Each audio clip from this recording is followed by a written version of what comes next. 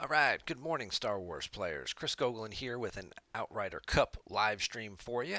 Good morning and welcome on this Sunday morning here in the U.S., Sunday afternoon for the European players.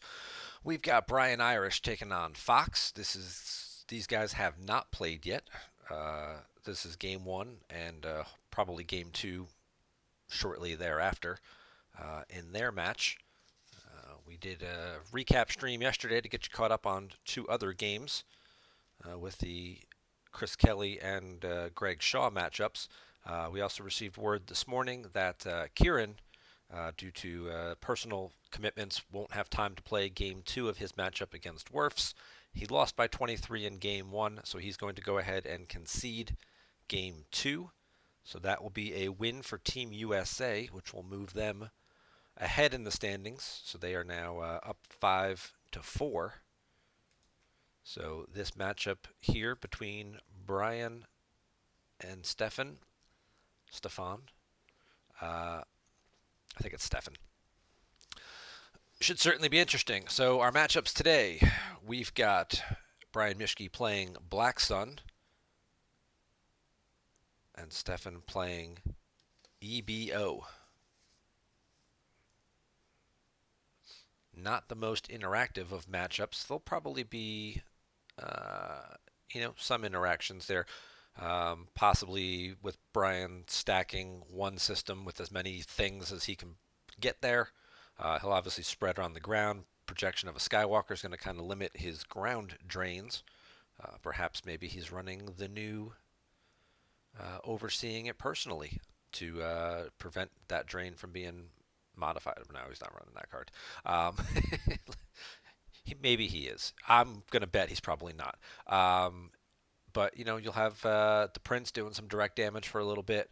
We'll see which version of this Fox is playing, whether he's got Commander Luke and speeders, or if Luke is going to be in space, or what his plan is with Luke, and that'll kind of dictate whether Brian is flipped for the majority of the game, getting the ping damage in, or whether Black Sun's going to have to work to find other ways to do damage. Good morning, Jeeps. Thank you for joining us. This is probably one of the rare games you get to watch live with your time zone differences. You just tuned in because it's a Minnesota guy.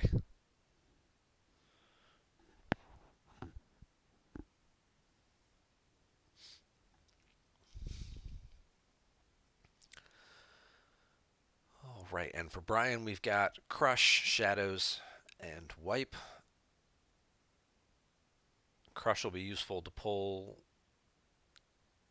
Evade or Monarch, which probably won't get played. It'll just keep getting cycled back most of the game, so he can keep looking at the cards in his force pile as long as he's flipped.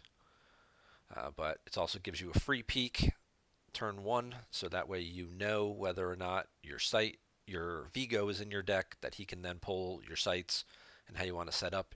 It's terrible if you're Black Sun if you miss that Vigo pull, and it's even worse if Guri is in your deck and you have to deploy Guri, so you spend your 6 force using your sight text there, and you end up having to deploy Guri because she's the only target available. And you're like, well, that was my first turn. Great, that was fun. So having Crush be able to do that peak, make sure that you can hit your once per game pulls and things like that, kind of takes a lot of the pressure off and keeps you from having those bad turn one interactions. So he will pull the Vigo. He'll spend 2 force to deploy him. The Vigo then once per game, he can use a force to download a sight. He'll also use Shadows and use 2 force to get the Imperial Square. So the locations he was looking for are in his deck. So he gets the square. The Vigo pulls the Palace. He had the uplink station in hand, so now he can go ahead and he can pull the sewers if that's available. If that's not, then it'll probably be in these cards, which will get recirculated, and he'll have to pull it next turn. And because he is starting Wipe, he can go ahead and draw this card, and then just activate a force during his opponent's turn after he moves these guys over. There is a little bit of concern If Fox is playing the, I was gonna say, if he's playing the speeder version, there's a little bit of concern that he could just pull Commander Luke, Rogue One, kind of do if he can match up for all that. But it's unlikely that he'd hit it all, and you do still have the shield pull for the bounty to stop him from battling anyway. So no, I expect to see Bryan move over here, flip his objective. He can put the Evader Monarch back if he wants to find out what that card in his force pile is. I would save it because then he doesn't want to shuffle when he has to pull it next turn, and then he's going to shuffle the site. Although I guess he could. He could put it down now and then just activate next turn and then pull it, and then he'll know what's in there, and then he can get the site. But if he has to pull the bounty, though, he's going to shuffle, and he risks shuffling the site around again and missing it a second time.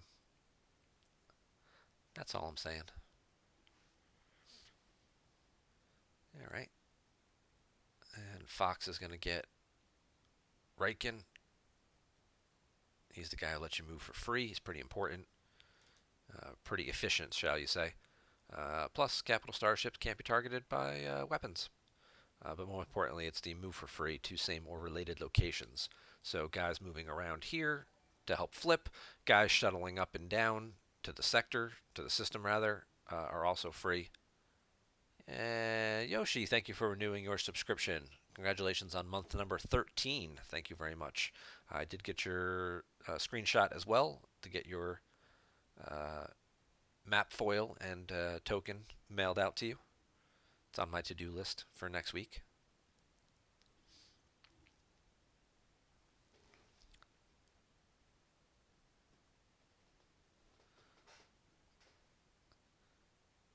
All right, he'll use a new secret base here. He also gets Dodona. That's my preference. A lot of people like running Wallix Blissix. I find that he's not overly the most useful, and he was bugged for a while in Gemp, so that's why we don't see him so much on Gemp lists as much as we do in live lists. But I always like Dodona because getting the Y-Wing, getting Gold Leader and Gold 1, kind of really dictates what your opponent does. So, all right, he is going to spend 3 force here as well, and he's going to pull projection of a Skywalker, so he's going to slap that down and limit the force drain over there. And now Bryan will go pull his Evader Monarch again that he put back.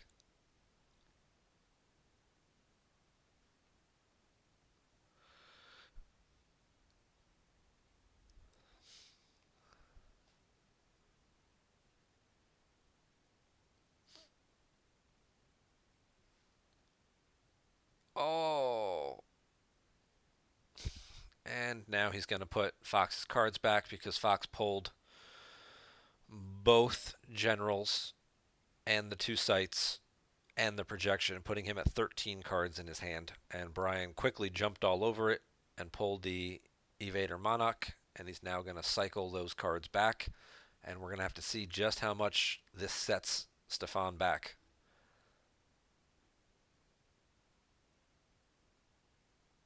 You know, I know it's early in the morning in Minnesota, but it's middle of the afternoon in Europe, so.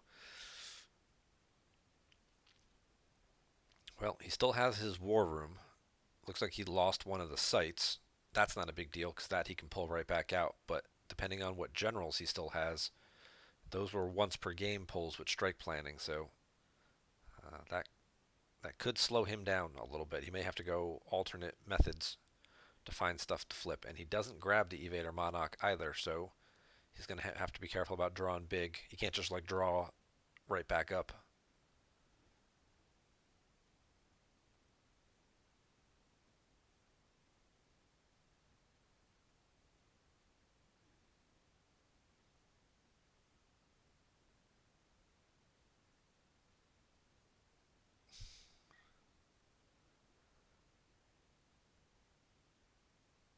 Stefan does have Honor of the Jedi, though. That's going to limit the objective damage for a little while. It looks like he also lost the projection, so he can't put that down to mitigate the drain. So we'll see if he wants to pull battle order or not. To force Bryan to have to pay for that drain of one, probably.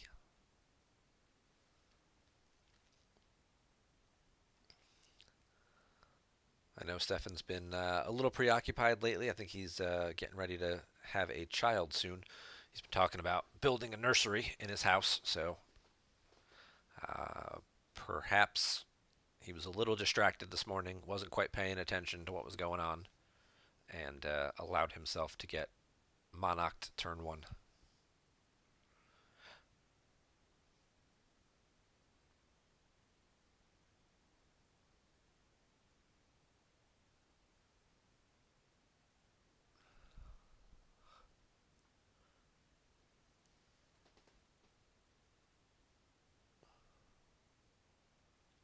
Yeah, Black Sun should be able to get the three battleground sites.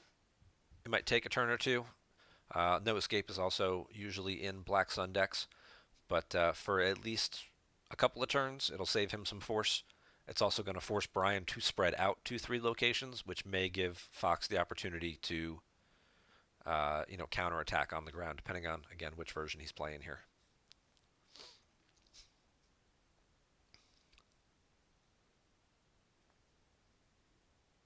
I mean, I know which version he's playing, but I'm not going to give away any extra information.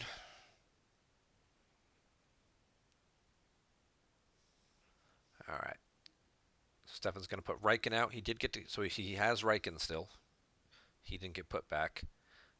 Whether or not Dodonna's still in his hand, and he just decided to draw some cards instead of spending the force to deploy Dodona, because he doesn't have a location to put him at anyway. That we'll have to wait till next turn to find out. So, but it looks like he lost the site, so next turn he'll be able to get the two sites out, but not EBO or Garrison.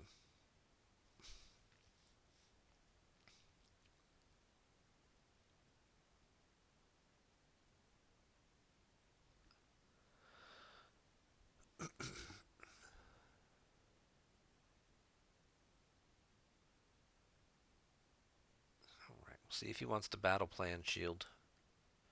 Yep, he is going to pull it wisely.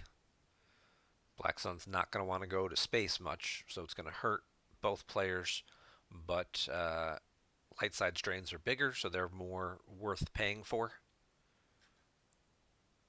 Whereas dark side drains on the ground, they're going to be doing, one here and there.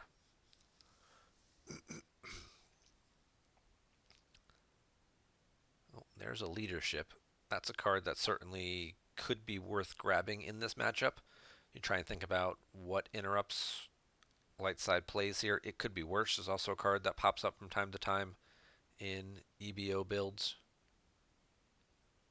Yeah, it is General Wal Explicix that he will get. Systems where you have two piloted snub fighters. Opponent may not draw more than one, but you can't cancel it, and they have to use +1 to move an Imperial Starship away. This part doesn't come into effect too much, certainly not in this game. It's the two snub fighters. They can't draw more than one Battle Destiny text.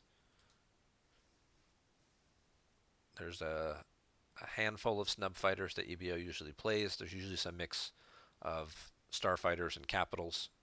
You'll get a Tantive, a Spiral, because the deploy is so cheap, a Profundity, probably a Bright Hope, possibly, and then, a handful of starfighters, the Red 8, the Wedge and Ship,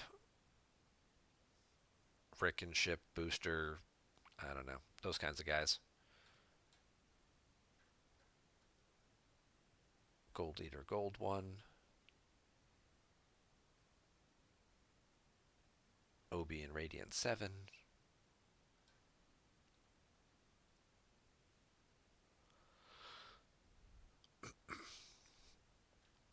The Green Leader in the A-Wing.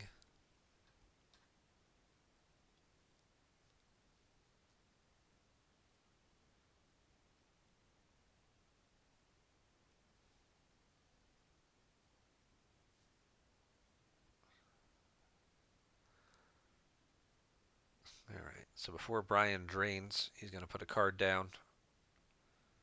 He's going to look at all the cards in his force pile, look at the order, look at his hand, kind of figure out what cards he wants to spend. If the cards at the top are not cards he's going to need to draw, he's going to pay 3 and he's going to do the drain of 1, and Fox will lose the leadership.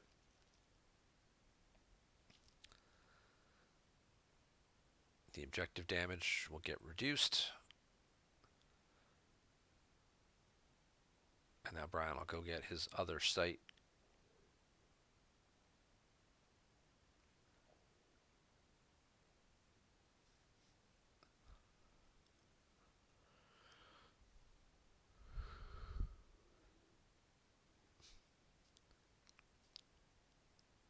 He's going to put Jasper to the sewer. And Zam to the uplink station. So he's got his 3 battlegrounds now. Zam draws while alone. And Jasper has enough ability. Also gets a nice power forfeit bump from the text on the site. So you can see he's forfeiting for 6. He's defense value 6.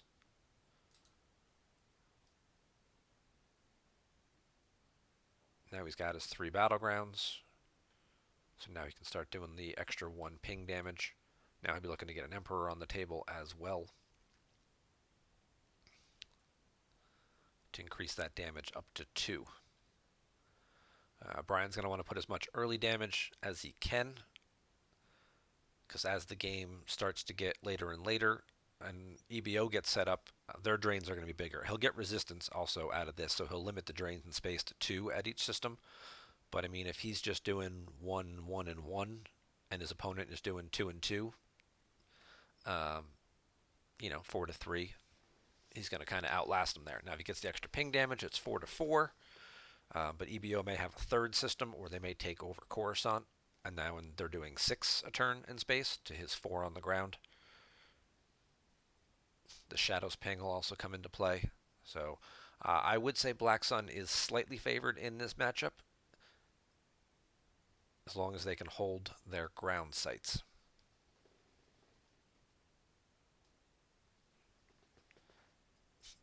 Oh, he's going to control tunnel vision from hand. Control tunnel vision can cancel the bounty card. We'll scroll back up just because I'm sure he pulled it.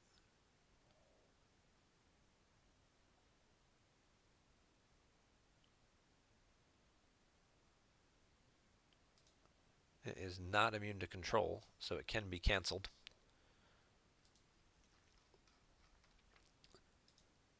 But him using it to get cards out of his force pile tells me he's more concerned about setting up his own stuff rather than trying to interact with Bryan. Or he's got solo.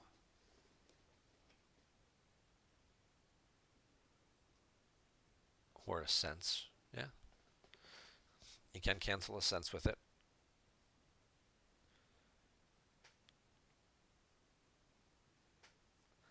But since he's already falling behind here in the damage output, I'm thinking he's just playing it because he's got to speed himself up.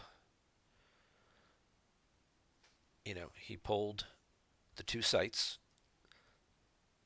So now he needs to find probably the EBO, if he doesn't have that already. Get his damage online, get a couple of ships out to the system.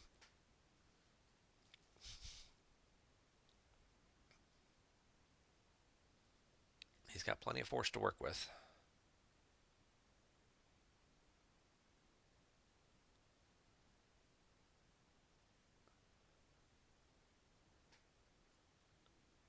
Now we'll just have to see if what he was looking for is in his force pile, or if he's just trying to debate between his 2nd and 3rd best options. What does EBO want to grab in this matchup? Barrier? That's a good question.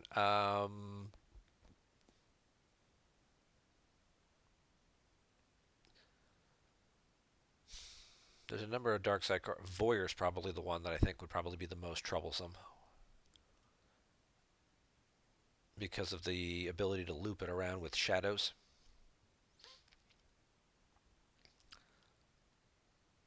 So I would think Voyeur's probably the card that he'd want to save the grabber for. Barrier's not bad, possibly running barrier cancelers, and I don't know if there's going to be too many battles. The only real likely battles will probably be in space, and when you're deploying 5 or 6 ships at a time, barrier's not as problematic. I would think it's the extra direct damage from something like Voyeur that you'd want to be concerned about. All right, so we got Dodona. Oh, and Blissix. Did he click the wrong site there? Oh, nope. He's just going to put Dodona in the war room. He's going to pull the gold leader in gold 1.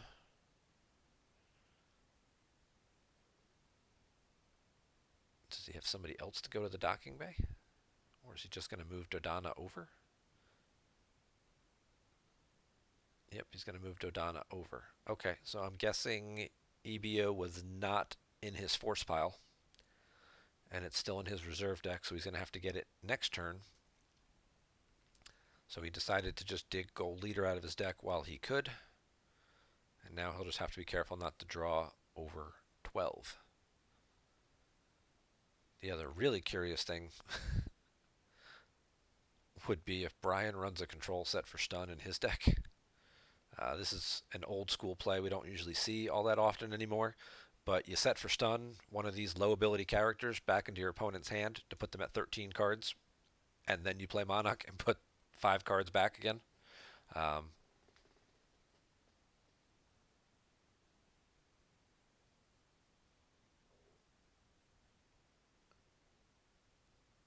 Yeah, Dodona does have to be at the war room to use his text to pull, so that was just, normally you'd put him here, drop the EBO, move him to the war room, and then pull the Y wing.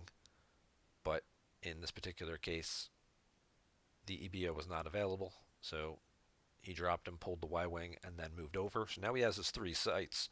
So EBO's got to be towards the bottom of his, well, in his reserve deck somewhere, which just got shuffled up now with a rescue.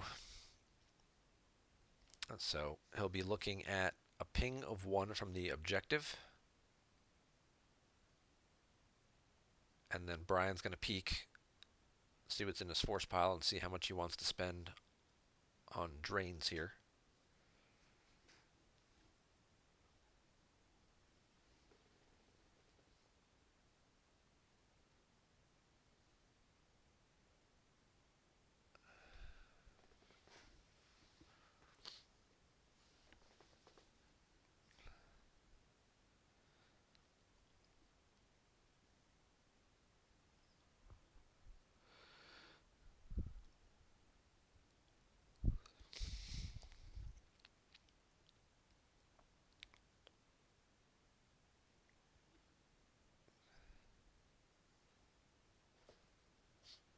Black Sun is certainly a very methodical deck. A lot of moving parts to it. Not the easiest deck to play. There's some basic things that you do, putting guys down and flipping. But when you are flipped, the manipulation with the deck is what separates the average players from the excellent players with this deck.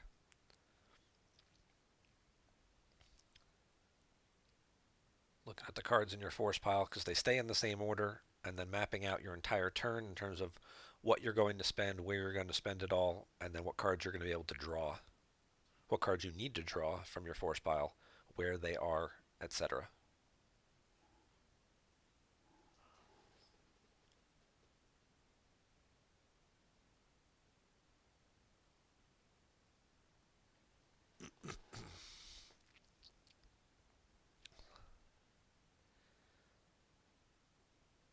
All right, Bryan will drain for 1. And Fox is going to top deck an Anakin from his force pile. He doesn't want to lose cards from his reserve deck, and I'm guessing he needs everything he's got in his hand. And there's the it could be worse from his hand. He'll spend 1 to reduce it. That seems like the kind of card you want to grab. Unless Bryan's just going to try and sense it.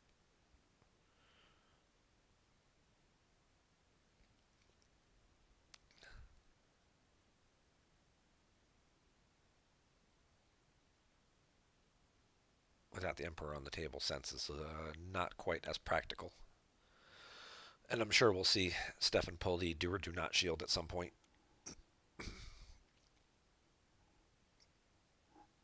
And there is the Emperor. So that's going to increase the objective damage to 2. It's also going to let him do Shadows damage as well. Because now the Emperor is on the table and he occupies 3 battlegrounds. He can draw the top card of his force pile. That's during either turn.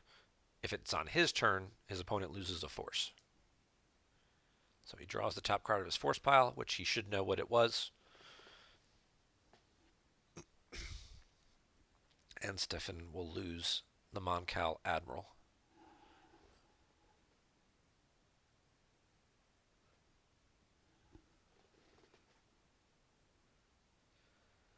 Yeah, 3PO is not typically a card you see in EBO. It already puts a lot of cards on the table. So the 3PO, we're doomed. Certainly a possibility, but it's not as common.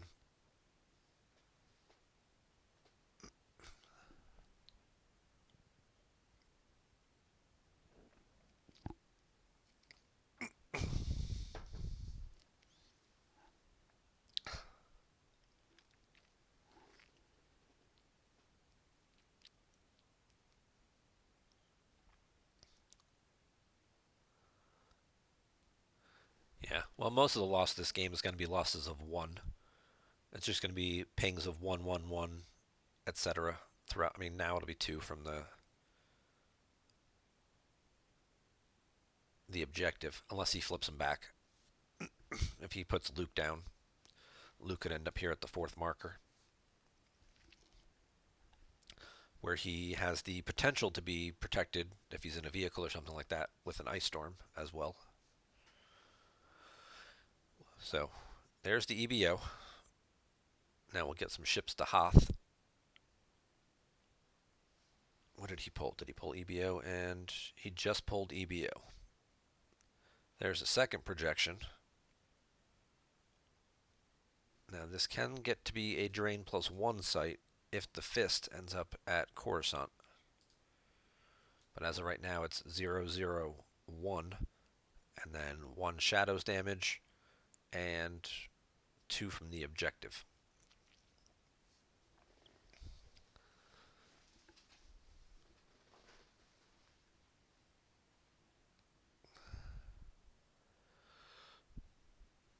Could also see a Walker sighting, which we were talking about in the Gem chat before the game started. Somebody was asking how come people don't seem to play Walker sighting as often in EBO. Because it's a card that usually gets stacked on code clearance and then kind of reduces your damage for the rest of the game. But if code clearance isn't out and you happen to sneak it through, you can pick up a couple of quick retrieval and then make your opponent then burn a shield, which certainly could, retrieving 3 cards right now could certainly help. Coward isn't on the table. So if he had a Walker sighting, he could sneak that through, right? I mean, it might draw out a sense. And he does get the do or do not shield out now with red 8. And there's a Han Chewie Falcon V. Okay, it's another good ship. Solid power, good at blowing away stuff if your opponent happens to be playing TTO. It's also immune to lateral damage, but really just it's good deploy forfeit power ratios. I mean, power 7 with EBO, your power 10 in a battle, draws a destiny by itself, and it deploys for 4. So 4, 8 for 10 power and a destiny. I mean, EBO's certainly pretty efficient at getting its ships out, but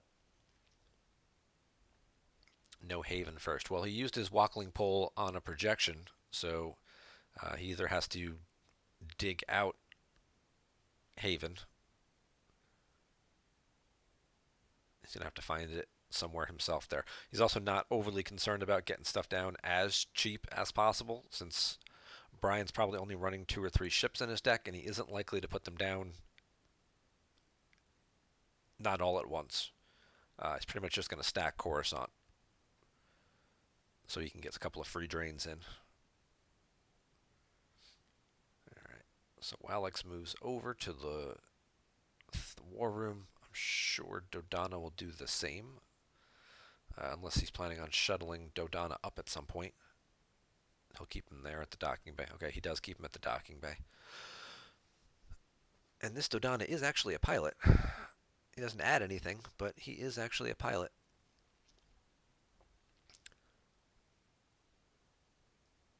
And since he already got the Y-Wing,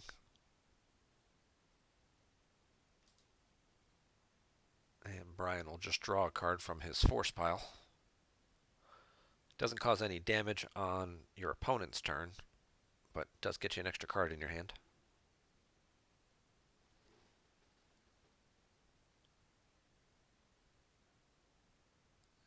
Yes, the honor did save at least ping damage. But yeah, unless Fox has some way of interacting on the ground, if he's got a couple EPPs or something, it's probably unlikely that he's going to kick Bryan off 3 battlegrounds.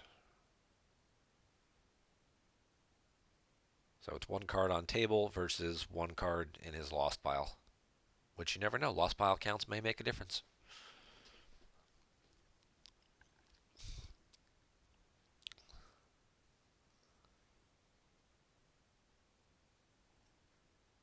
I'll now take the obligatory moment to remind everyone to renew your Twitch subscriptions. And if you have an Amazon Prime account, be sure to make sure you link that to your Twitch. Then you get 1 free subscription each month. You just have to come into the site, watch our streams once a month, and click your renew subscription button. And we still have some good foils and stuff that we're giving away for 3, 6, and 12-month milestones. We've got a Grand Inquisitor, we've got Ezra, and the 12-month foil is the map objective, which thankfully did not receive any errata during the last erratas. They just changed some of the supporting cards after we had gone through the trouble of printing all those foils out and cutting them up. And it was like, oh, hey, we're doing a bit of a errata set here, making some tweaks to some cards. It was like, oh, no. But the objective itself did not get changed. All right, so Bryan's going to activate. He's going to drop a card from hand. It's the other benefit of the objective. It helps you put some cards back throughout your turn. So you can keep, putting your High Destiny card, your extra copies of your Emperors and things like that back out of your hand. You can also keep cycling back cards that you can re-pull, like a Force Lightning, like an Evader Monarch combo. So that way you're never really at a hand deficit. You're not forced to put back a card that you might need. You're pulling a card and then putting it immediately back. So your hand size pretty much remains the same, and then you can kind of map out your turn from there. All right, so he takes 2 loss. Commander Luke goes off the top, as does Rescue in the Clouds. So that's going to tell us he is playing some type of speeder version. Relatively Unprotected and Admiral Radis are also lost. Bryan's going to deploy Dengar to the 4th marker and drop Imperial Decree virtual from hand. That just screams Ice Storm to me, but, and there goes P-59 with him. Perhaps we'll see them start the long march in as he walks pays extra, because the main power generators here requires +1 force to move to or from. So it will actually cost him 4 if he wants to move these guys over. If they're just going to sit here at the 4th marker, they're just going to very likely just get hit with an Ice Storm and go missing. All right, he's going to pay the 4 force to move over. I wonder if he remembered it costs extra. He has the force available.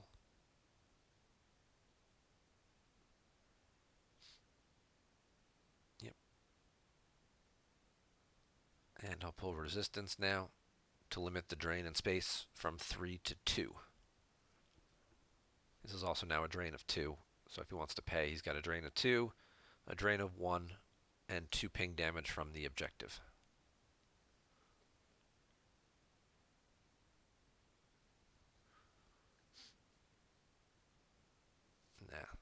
They're safe now because the ice storm takes a turn or so to catch up. They'll just keep walking their way in to the docking bay and possibly the war room and try and shoot some stuff along the way.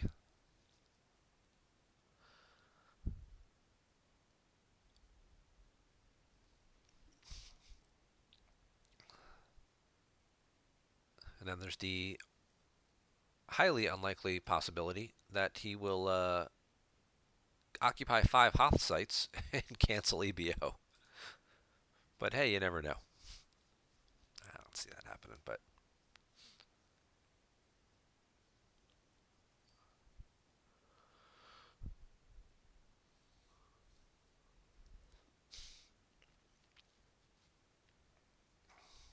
all right. Fox is going to grab Yavin 4 virtual. It's not always the system we see play. If Haven is canceled, you get to put it in your used pile, and you can't deploy effects on related locations unless they control the system. So you can't lateral damage the system and target something somewhere else. You'd have to have your own system or whatever to do that.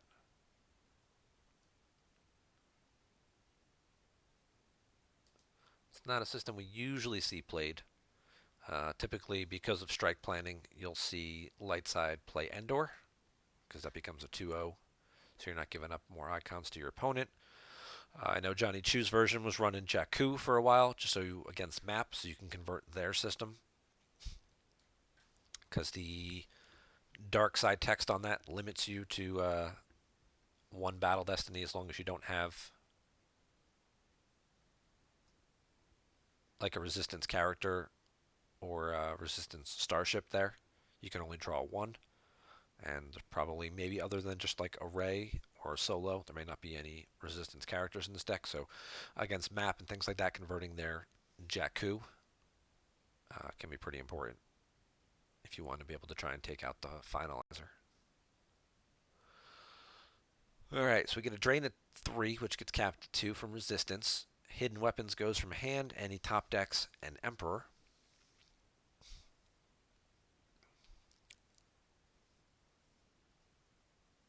But just looking at life force counts here, Fox is starting to fall a wee bit behind. He's got 29 to Bryan's 38. And Bryan won't need to put a whole lot more on the table if he doesn't want to.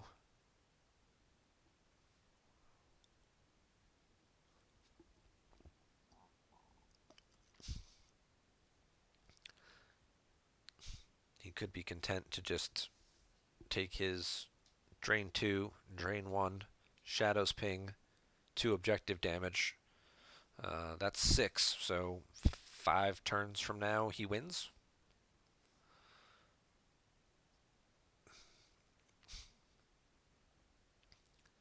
Probably less than 5 turns at that pace because of the extra ships and things that Stefan is going to have to deploy to try and up his damage output.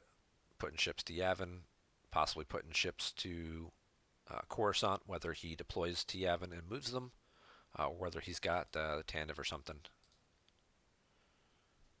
Alright, so there's a Corvette. I'm sure we'll see Dodona shuttle up. That'll give him 4 ability at the system. He can move Han Chewie and the Falcon over. Then he'll have 2 systems satisfied.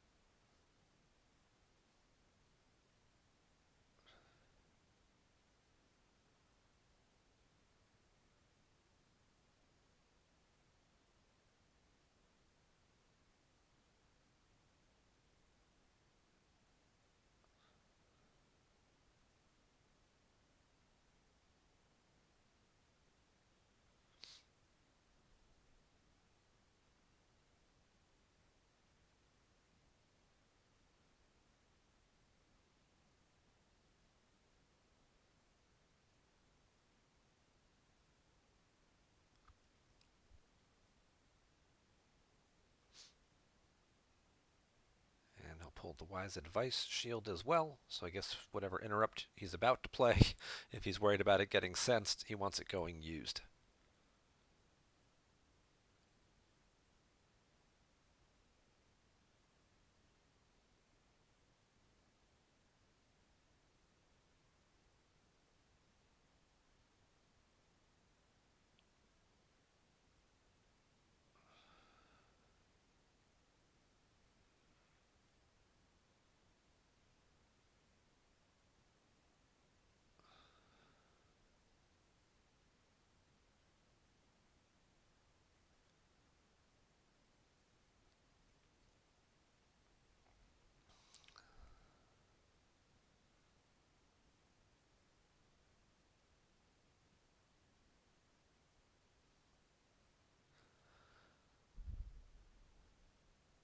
All right, and we got a gold leader going to Hoth as well now.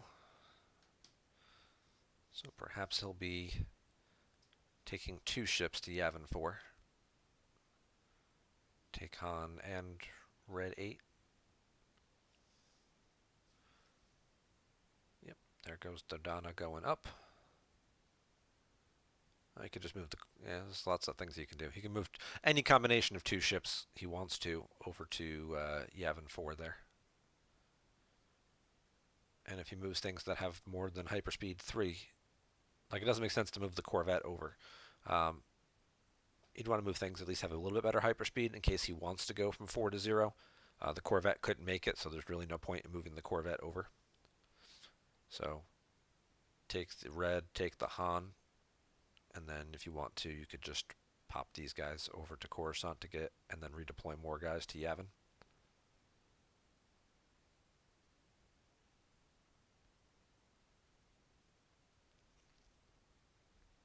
Alright, looks like he's going to ship dock, move Dodona to Gold Leader. So I guess Gold Leader is going to be the ship he decides to move. Which makes more sense, because if you nope, he's going to take the Corvette and only have 3 ability. I was going to say, you would take the Gold Leader, because if he's going to put the Fist and stuff out, eventually what you would want is to have the Gold Leader at Coruscant. But instead, he's going to move the Corvette over, leave 3 Force, I guess telegraphing the Spiral as a react, which deploys for 1 as a react. But even still, it's unlikely he'd get... I mean, he's got 11 power here, and the Corvette forfeits for 8. So that seems like a trap. It's a trap. Even though he's not getting a Battle Destiny there currently, he certainly could have things that deploy as a react. Could have barriers as well, since we know Bryan probably only has 2 or 3 ships in his deck. Typically it's a Fist, a Zuckuss the Mist Hunter, possibly an Ellis and Hinthra or Jabba Space Cruiser.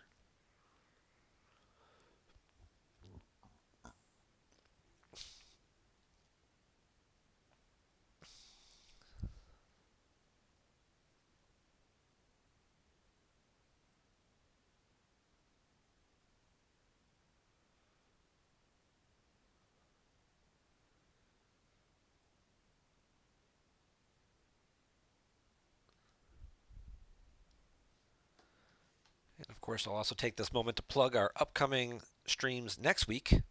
Once the Outrider Cup ends here, next weekend is the Endor Grand Prix in Seattle.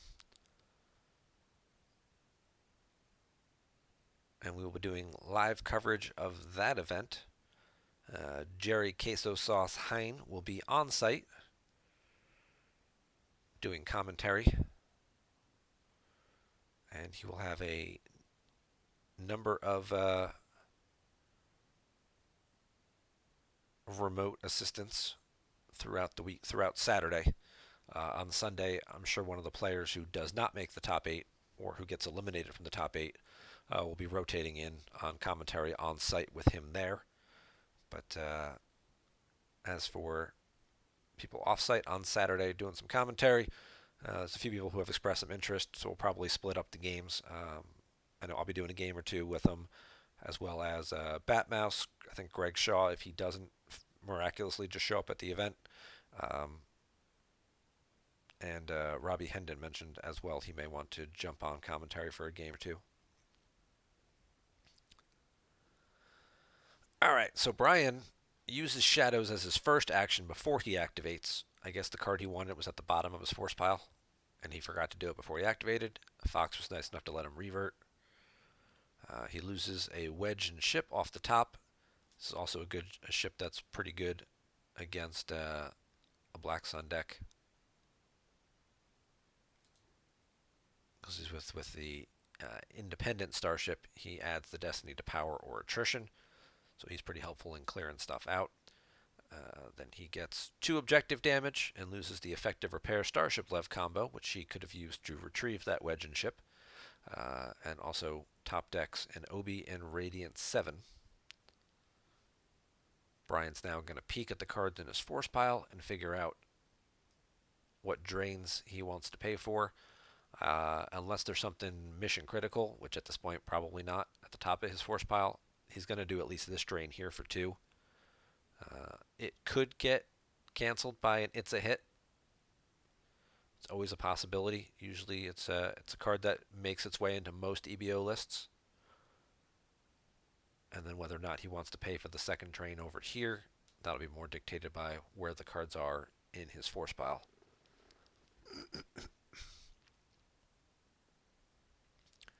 Bryan has it, Fist and Guri go a long way. Yeah, Guri's certainly a big key. But obviously there is a big power swing.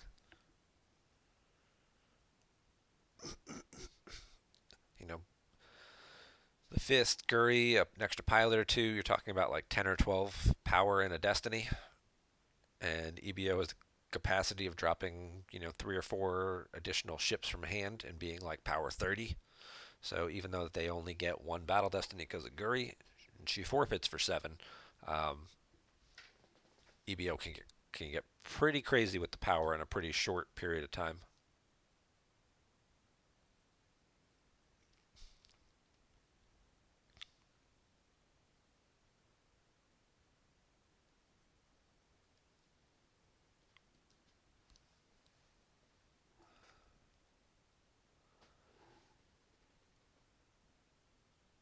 Yeah, if Bryan's going to try and absolutely. If Bryan's going to go to space, he's just going to drop everything he can all at once. I don't necessarily know Bryan needs to ever deploy space in this game. He's fairly significantly ahead on life force, and Stefan's going to have to pay for all of his drains pretty much most of the game here.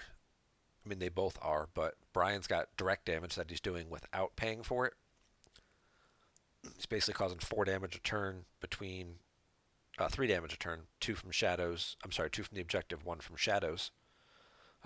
That's just free damage. Whereas Fox has to pay 9 force for his 3 drains right now to do 6 damage.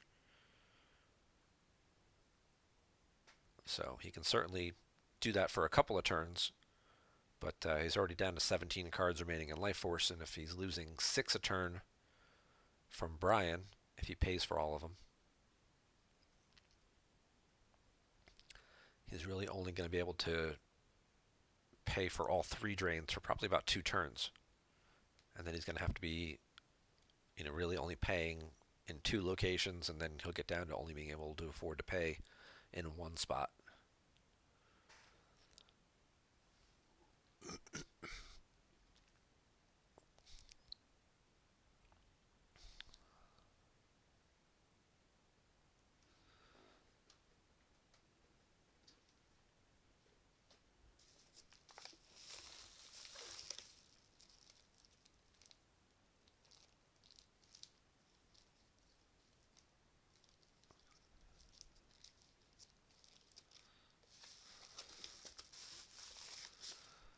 All right. So Bryan does decide to drain for 2 at the North Ridge, at the main power generators rather, and it's an Add a Commission off the top and a Bright Hope. So Fox really clinging to the 6 cards in hand. I have to imagine at least 3 of them are starships. One of them being the spiral that he could deploy as a react, possibly also one of them being a barrier. And he's really recognizing that his best opportunity to win the game or keep the differential as low as possible is to get a big space battle in his way. So he's spread out, kind of seeing maybe if he could bait Bryan into doing it. And Bryan is going to go for it. We got a Jabba space cruiser hitting the table. That'll get an alien leader aboard for free. It's going to get Balatik. While with Han, may not add battle destiny draws. While at opponent's battleground, they may not cancel or reduce your drains here. But he deploys for free. He's forfeit 5. He adds 2 to power. It's not exactly the best scan. Coloring seems a little off on that card.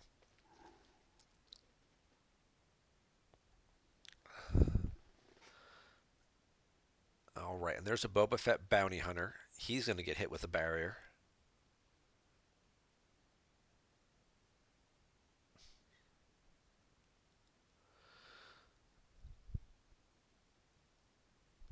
So now Bryan's going to have to save 2 force to pay upkeep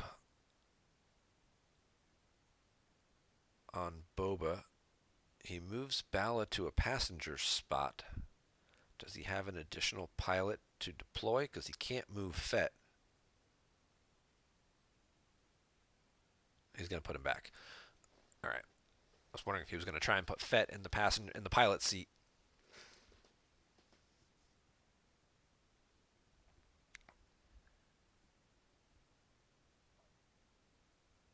Nope. He put him back in the passenger spot. I'm not sure what he's trying to do here. I think he's trying to move Fett into the pilot seat, which he can't do because Fett was barriered. So he's not allowed to make any movement at all.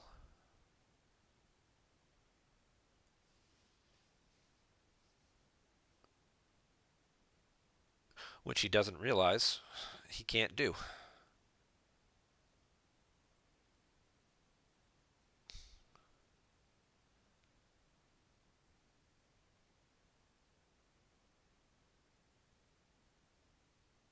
And now he's realizing the barrier says you can't move. Oh, yeah, that's right.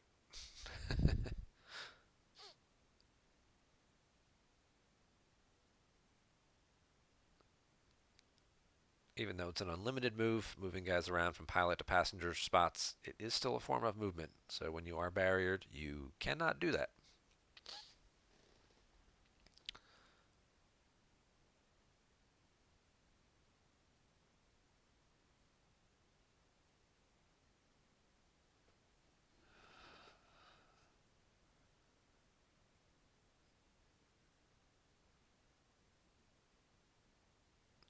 Not sure what Bryan's doing here. Oh, he went past his battle phase. He wanted to peek, so now he's got 5 battlegrounds. He can peek at the top 5 cards of his reserve deck.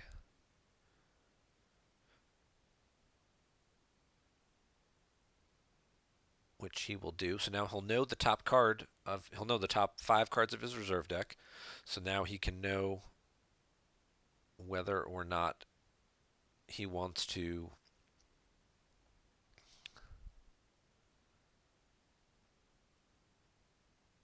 activate with wipe and then draw with shadows, or if he wants to leave them there and draw cards for battle destiny should a battle happen first, and then activate with wipe, how he wants to manipulate the remaining cards. He shuttles Zam up, so now he's got the bounty hunter there, so now he's got 3 battle destiny available. Possibly, depending on what fighters while explicit could stop there. He also brings the Vigo up, so he's going thin on the ground sites.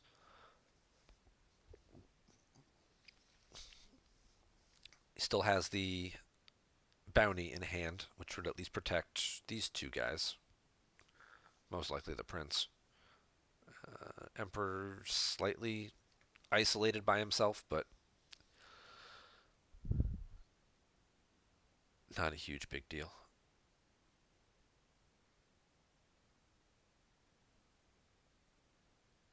All right.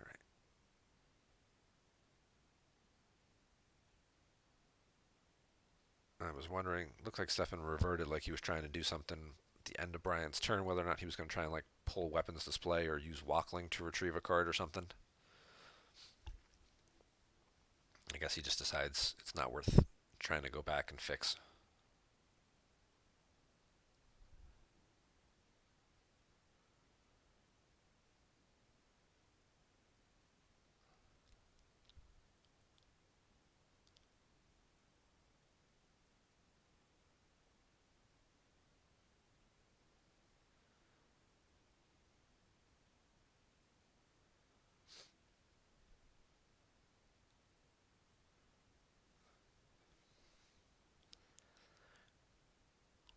All right, so Fox with 21 remaining life force will activate just about all of it, and he will pay to drain.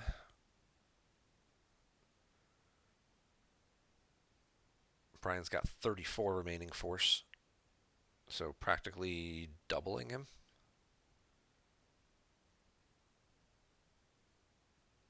Yeah, not exactly.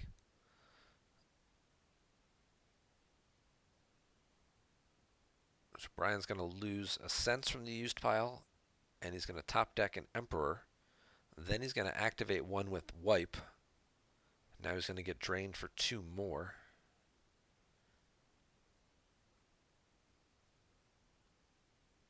So he lost those in a very specific order based on the information he got from the peak the previous turn.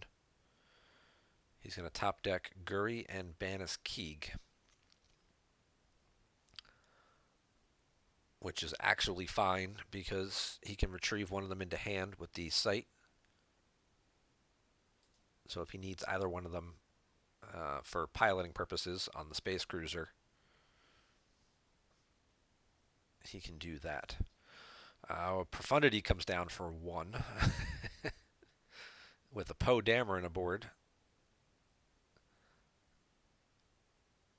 But unless he's got a spin, he only has 1 card remaining in reserve deck to draw for Destiny.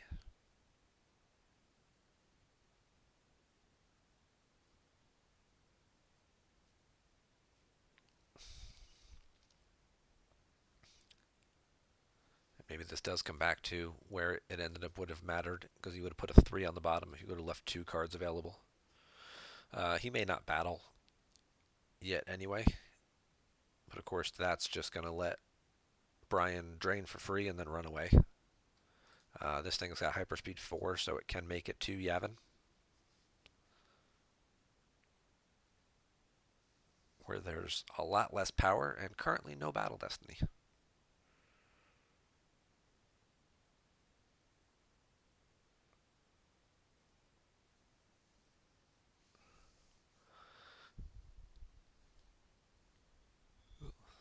If we see Fox battle, he may not even want to. Brian's got a pretty good amount of forfeit stacked up there, plus the objective adds to attrition. Each Black Sun agent in a battle, attrition against opponent is +1. And you've got 4 Black Sun agents piled aboard that, so he's getting 3 Battle Destiny with Boba Fett and then adding 4 to his attrition total. That could easily clear all 3 things from that system. You draw an Emperor and a couple of decent Destiny.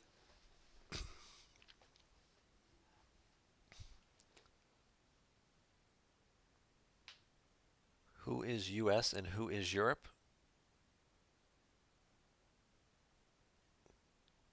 Cornell, you don't know that Brian Mishke is from Minnesota and a Team USA player?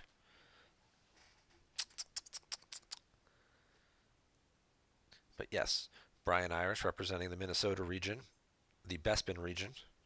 And Fox is from, I want to say, Denmark.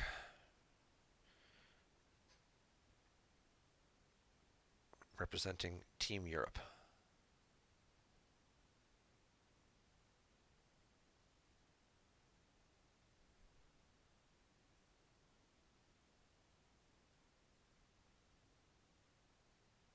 Team Netherlands, yes. Going to Yavin. Haven is scary without a Gick. Haven is certainly scary, but at this point in the game, he's down to 3 cards in hand. And we've already seen 5 or 6 ships end up in the lost pile, so it's not a whole lot left that he could do.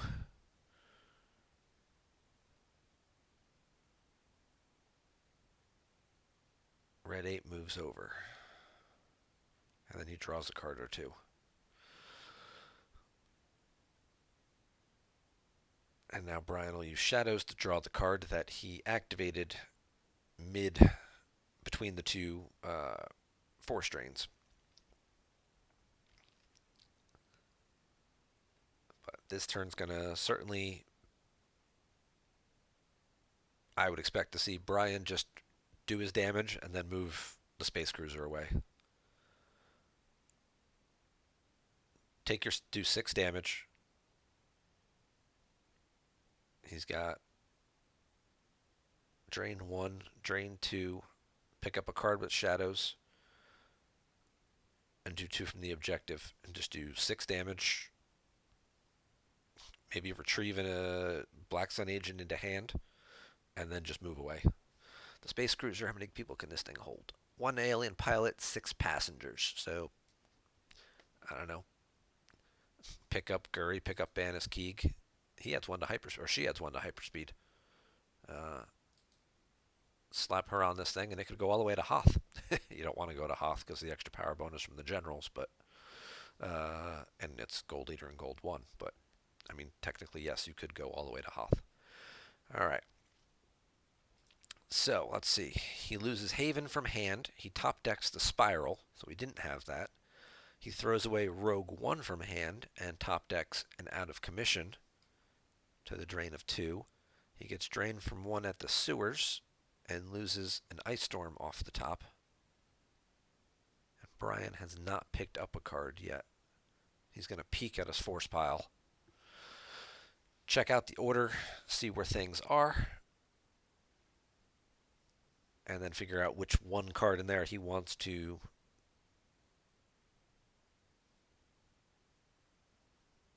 take into hand with Shadows.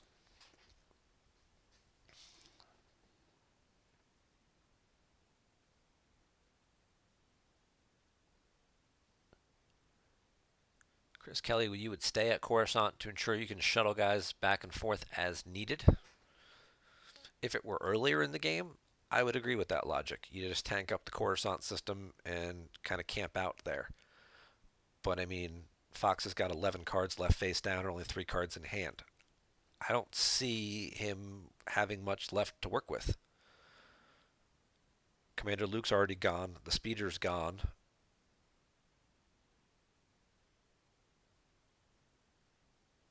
A handful of his ships are already gone. There's not much left that he probably has to be able to really deploy and do much with. Just run the space cruiser away and just eat some cards from hand for damage for the next 2 turns until Fox can't afford to pay for drains anymore and, has to draw up or whatever.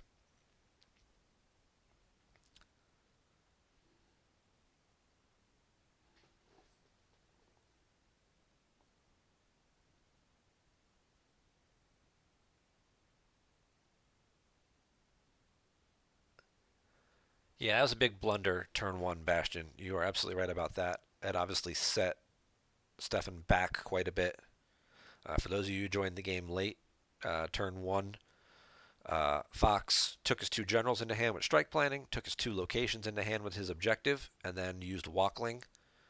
The locations with the new secret base card, and then used Walkling to pull projection of a Skywalker. So he had 13 cards in his hand, and Bryan started Crush, and Bryan just played Evader Monarch and put 5 of those cards back. He got 1 of the sites, and that kind of changed things significantly for Fox and really kind of slowed him down. All right, so we got a Zuckuss the Mist Hunter. We've got a Tarkin's Bounty coming down, so he'll pick any card out of his force pile now. So now he can go. It's going to shuffle his force pile though after that, so that's going to throw off all his counts.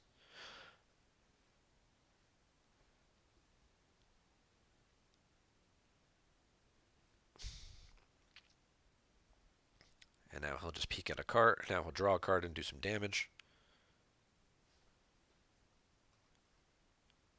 And he top decks a We Wish to Board at once, which he will then lose Walkling to retrieve the 5, which he does not have to pay for. Kind of surprised that Bryan hasn't pulled some type of shield. Bryan's got a 4-lom. That's going to add a second Battle Destiny. And I'll also add one to Attrition. Not that it matters because there's only currently one ship there.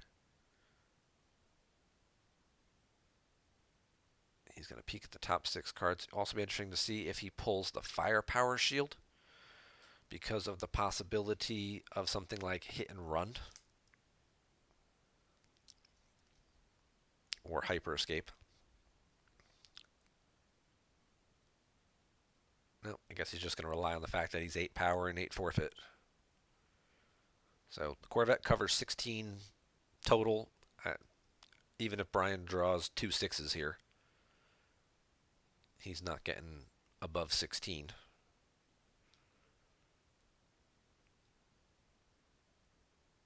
He draws 2 4s. That puts him up to 12, so he wins the battle. The Corvette's lost. And then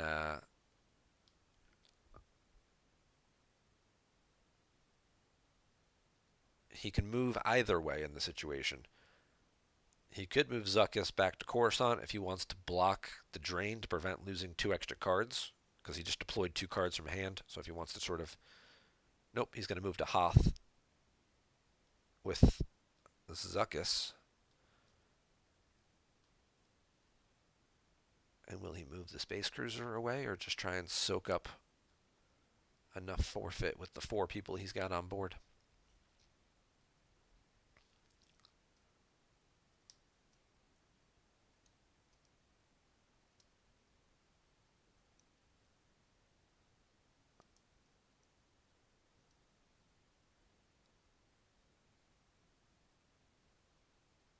He shuttles up the Prince. That move I do not like. You just cut yourself because he has to be out of sight to do damage, does he not? Nope, it's battleground location. Okay. Well, then maybe that's not so bad.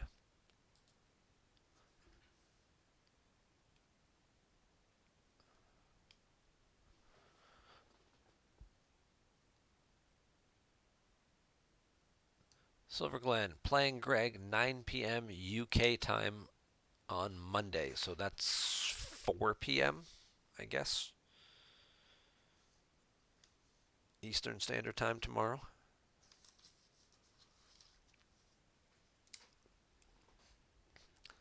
And there's the Voyeur.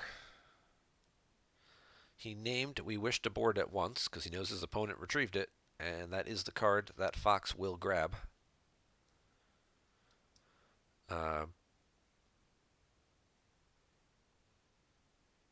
Since it was grabbed, Bryan chooses to play it as the lost function, making the We Wish to Board at once go lost.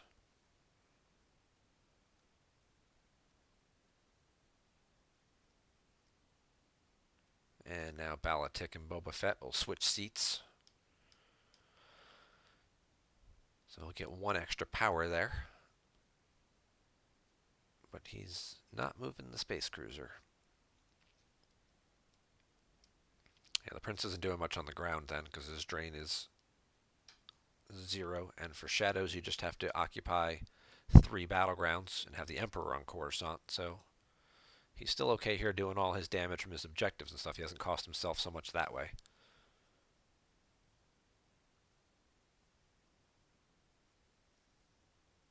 And he's going to split up Dengar and P-59, which he just realized costs 2 to move. Now he guess he's going to ask if he can take it back.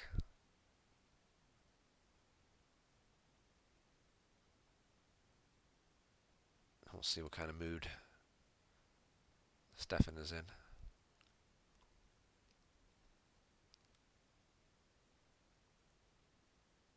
And he will let him do the revert.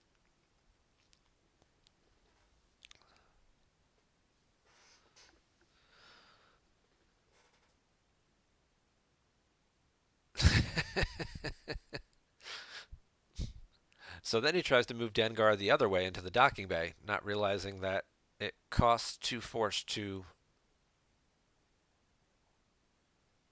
move either direction.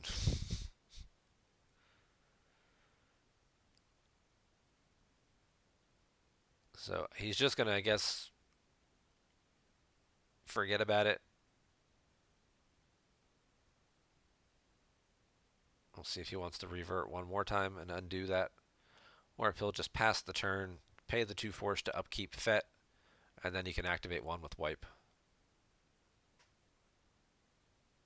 If he's worried about needing the bounty.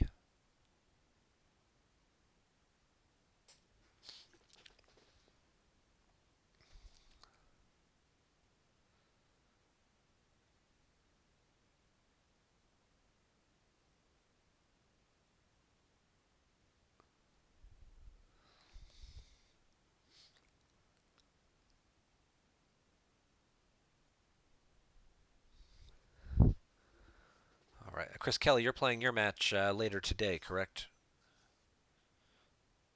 The forums were down before, so I couldn't. I know I wrote it down, but I couldn't double check exactly when that game was. See if you're still watching in chat and hear me talking to you, or anybody else who happens to remember. All right, Fox is going to play a leadership during the draw phase to try and cycle back. Cardinal, looks like the forums are back up. Okay, good.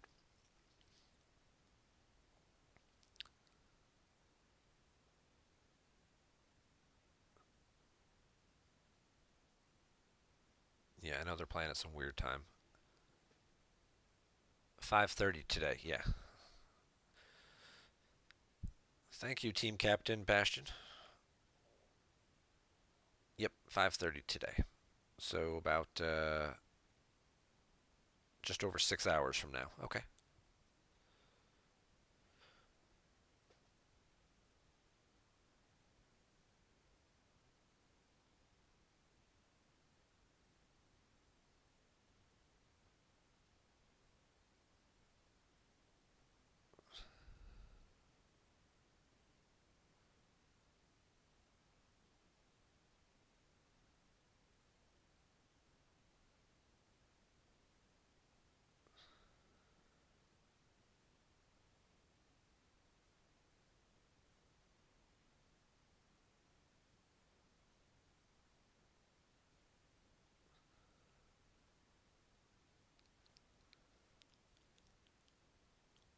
All right, so he can't afford to pay to drain this turn. He's just going to drop the 2 ships he has in his hand, which is a Lightmaker and a Tycho in Green Squadron 3.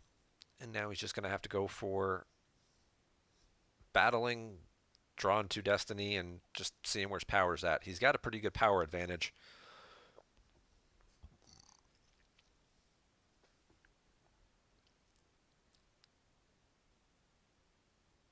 Bryan's just going to put a card back.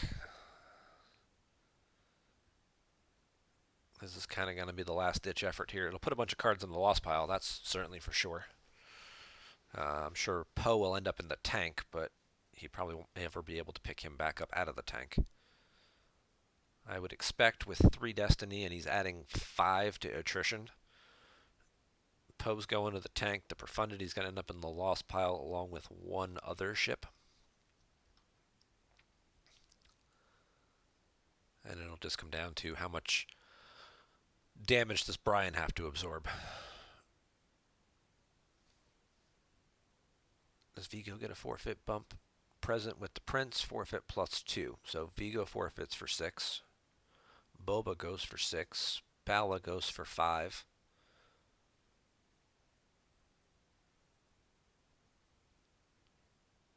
Maybe you lose the Vigo and... yeah. And because he does have the extra snub fighters here, he's got 2 snub fighters now. Walex is working and limiting him to just 1 battle destiny.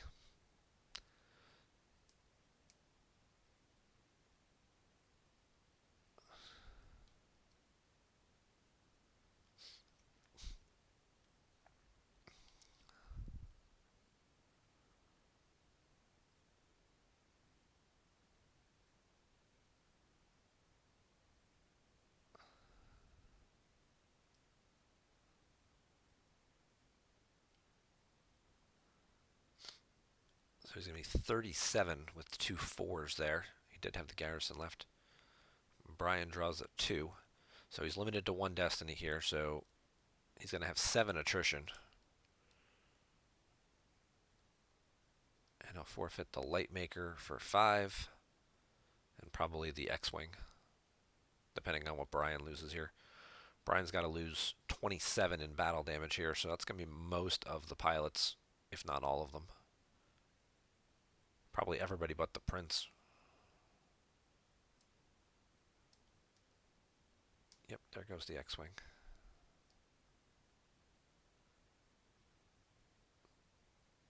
Sam covers 4.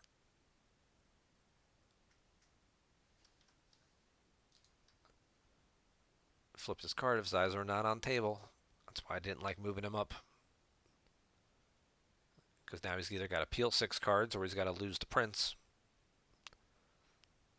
He's going to have to lose the Prince. He can retrieve him using the text on the site, but that's going to cut 2 force loss this turn.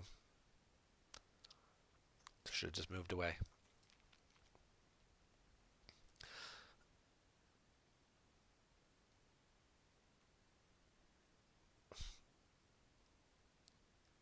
Yeah, I mean, if he could have gone after Zuckuss, but I don't think he gets quite as much damage or overflow there.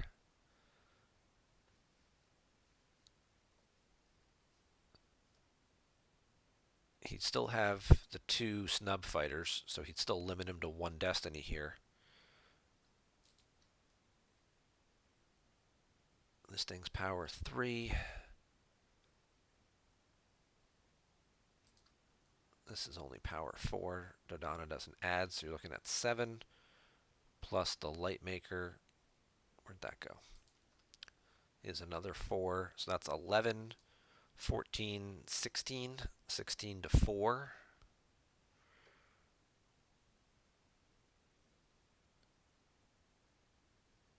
He gets 1 battle destiny. It was a 4, so it's 20 to 4, 20 to 6. It's a 14-point difference. They cover 8. Yeah. It's likely Bryan has the Gick in hand, but hey, you never know.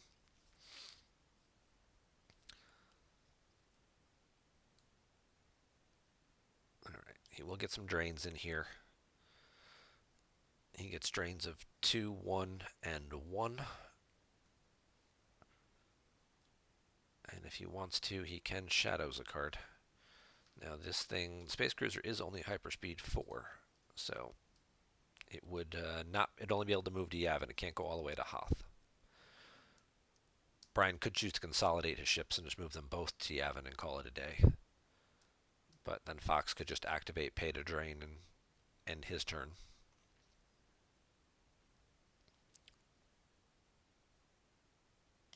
No, Bryan didn't use his sewer retrieval yet. He can use that to get the Prince back.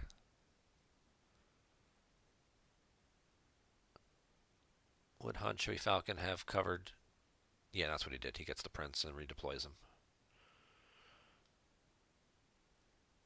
Would Han Chewie Falcon have covered the attrition? Yes, it would have, but it was the only ship he has that I think is capable of moving from... These things are all hyperspeed 4, really. He needs, if he wanted to move back over here to have enough ability, it's the only ship that can make it. The X-Wing could have, but then he'd only have 6 ability and still doesn't get around Zuckuss. So he had to keep Han Chewie so he could move to Hoth. So Bryan will drop the Prince. He'll flip the objective. He'll put a card back from his hand. If one of the 2 cards in his hand is a Gick,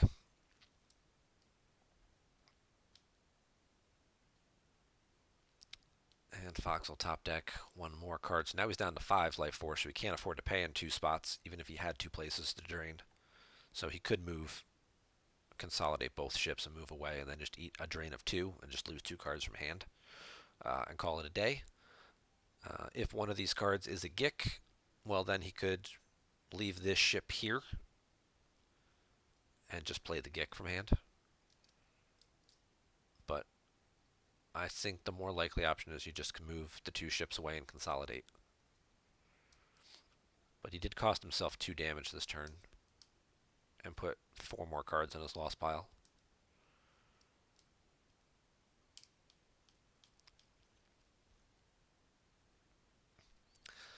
I believe they will be playing game 2 shortly after this game concludes, so stay with us. I'll be taking a quick short break to reload my beverage selection for the remainder of the match.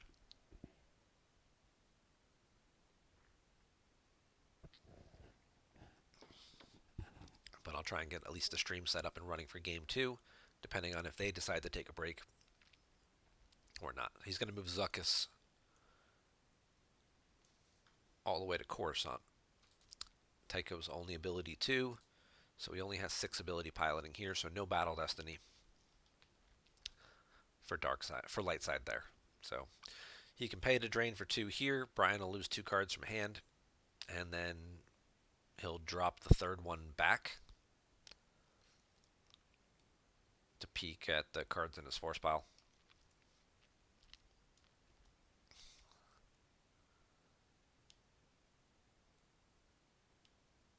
And Fox will battle just to, see what else he can make him lose. But it looks to be a win of about 24 for Bryan.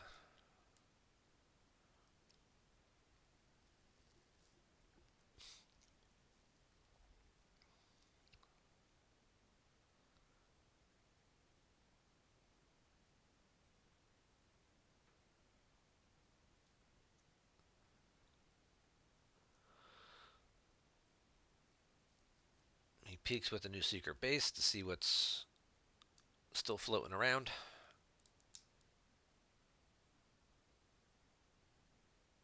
Check and see what that destiny draw is. See if it's even worth battling. What he can even get out of it. Maybe he'll just activate the last card and draw up.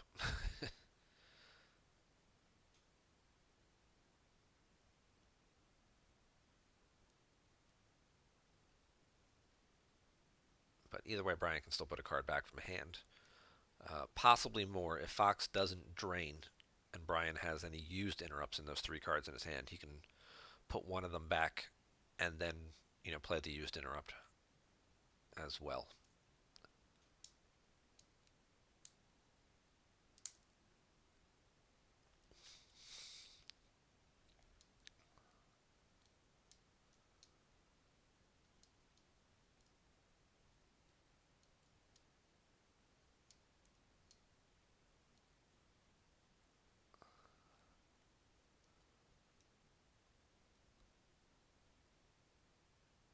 He is just going to activate the last card.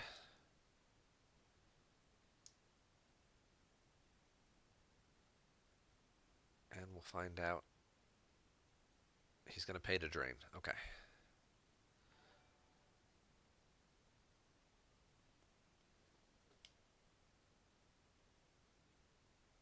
Brandon, thank you for renewing your subscription for month number 4. So Bryan loses a Boba Fett from hand and a Sense from hand. And he will have 1 card remaining,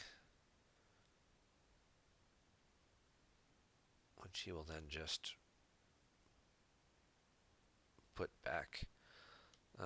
Stefan's got 6 cards remaining. I'm trying to see. He can't pay to drain anywhere. He's kind of out of options for that. Whether or not he's going to take 1 here, 2, 3, 4. The objective is 2. That's 6. So he's not going to get another turn. Plus there's 1 over here too. So 1, 2, 3, 4, 5, 6, 7. And he lands and gets Dodona out. That blocks a drain of 1. Riken moves over to block a drain of 1. He also satisfies battle plan by doing it like this. Is it even possible still? He's got 1, 2 1, 2 damage here, 3 here. Ping for 2 would be 5.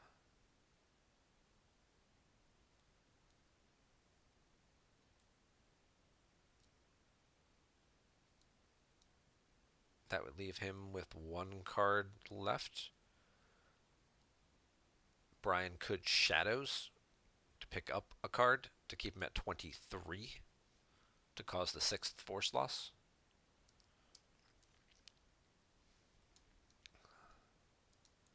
Because, yeah, 1, 2, 3, 4, 5 from the objective.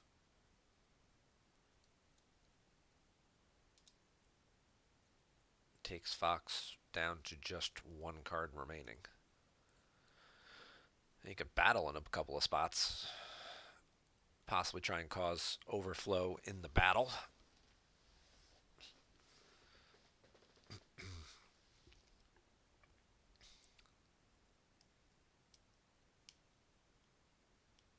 And see if that's enough so he doesn't have to pick up the card with Shadows. So Dengar can shoot both of these guys and he can pop Decree to get a Battle Destiny draw, but in terms of power, EBO only adds at systems. He gets +1 from here, so he'd be a power 5. So if he shoots both guys, makes them both forfeit 0, and then draws Destiny, that's greater than 2. These guys would be... He would take Overflow, and that would end the game. Oh, that's nice. Fox is apologizing that people had to watch this boring and badly played game on his part. I wouldn't say it was badly played. He made one mistake early, and that kind of just set him off a little bit. But unless you're playing against Throne Room, Blackson doesn't usually have a lot of very interactive games. So it's not exactly his fault. It's Brian's fault for picking this deck. No. Then we'll see. Game number 2 is going to be a bit more interactive. I can tell you that much. Looking at their matchups,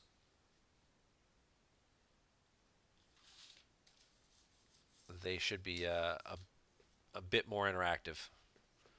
We'll see a lot less stuff going on in space, a lot more stuff going on the ground. So Brian pulls Evader Monarch, checks out the cards, puts it back.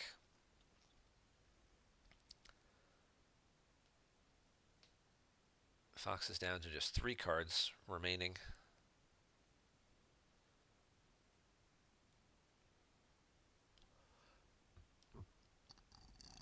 Causes the 2 force loss to take him down to just 1 card remaining. Yeah, he can't get Overflow at the North Ridge.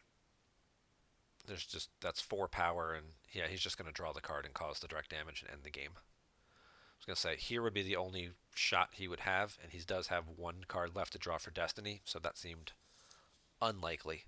So Brian's going to get a win by 23.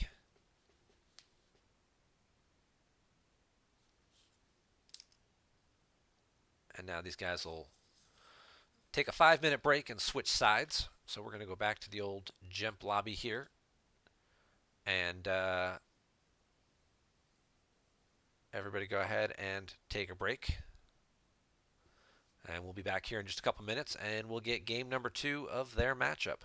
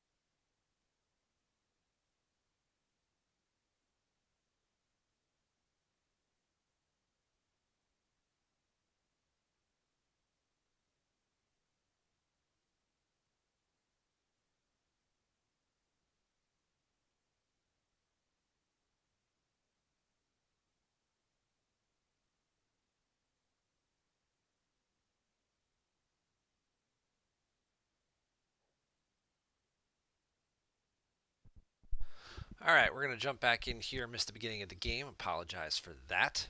We'll see if we can't scroll up and catch what happened in the chat. So we've got Brian playing Prophet, and this time it's Stefan playing Black Sun. This game should be a bit more interactive. Just hold that thought 1 second.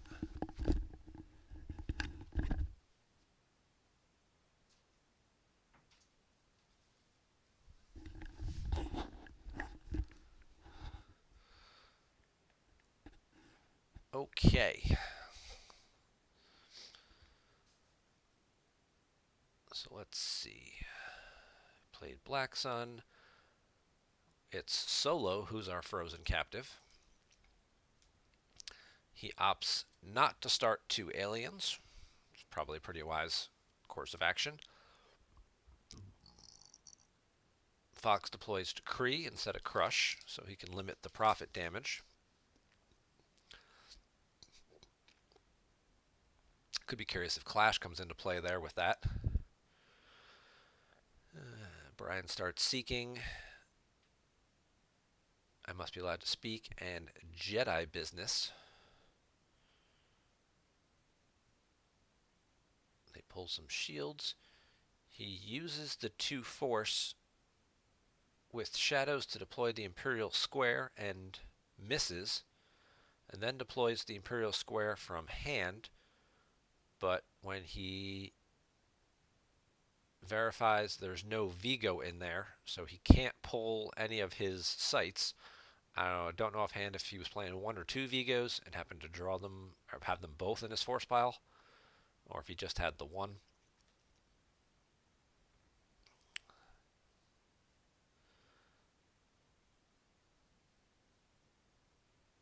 And now he's going to just draw a few cards and pass the turn over to Brian. Apologize for missing the start of the game. I decided I wanted some hot chocolate for game number 2, and that takes a couple minutes to make. Not the instant stuff, where you put the powder and no, you actually got to do some milk and get it all nice and warmed up, and then add some cocoa powder, etc.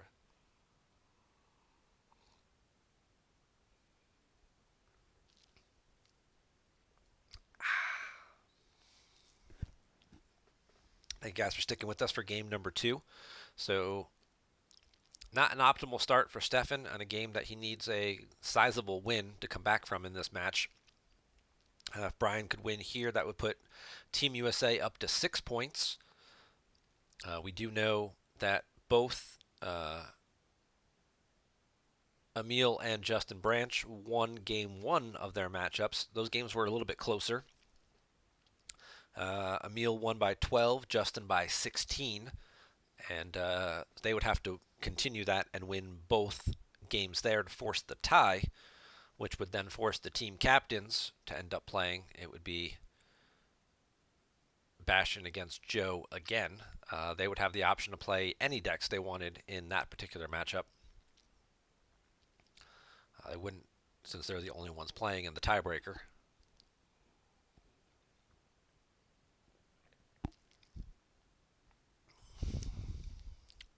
Now you want hot chocolate? Yeah, absolutely. Hot chocolate's awesome. Especially on a cold winter day like this. Well, at least where I am, it's cold. Alright, so he gets the antechamber with Rendezvous Point. He gets the farm out, so now he's got 4 Tatooine ground sites to cover. He uses Seeking to pull 3PO. I would expect we're going to see a gift here, which could certainly hamstring things for Fox in terms of his Force Drains and Battle Destiny draws all being mitigated by a gift, and then it'll come down to what he has available to him to get rid of an undercover spy. Probot seems to be the most likely, but he's going to need something big for that. Queso joining us now. Just woke up. Well, yeah, it's about 10 o'clock there, so that can make sense. Oh, gotta plug my laptop in. My battery's dying. Hang on.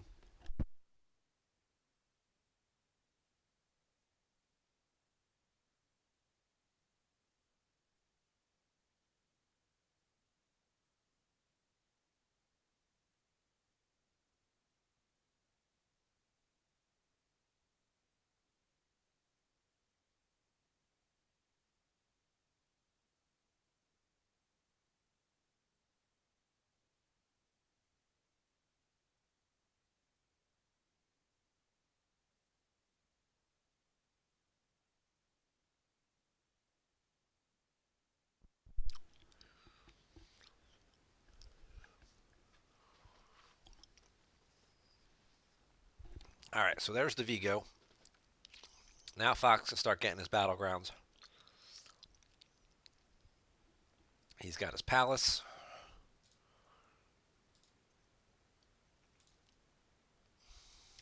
That's weird that it kind of split them up like that. Now he'll get his uplink station.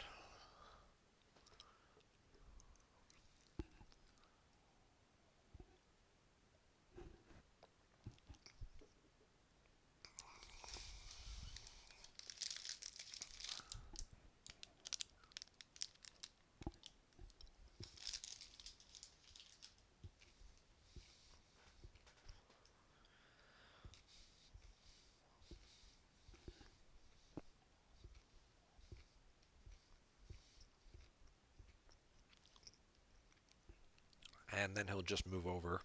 Flip his objective for now. Peek and figure out what cards he wants to draw.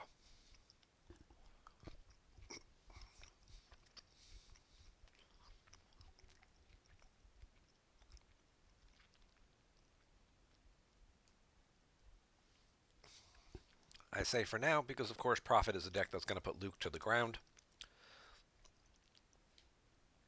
They're going to run multiple Lukes. He's going to go to the ground. The question is going to be is how fast does Bryan want to go here? He could take his time, since he's going to get the retrieval.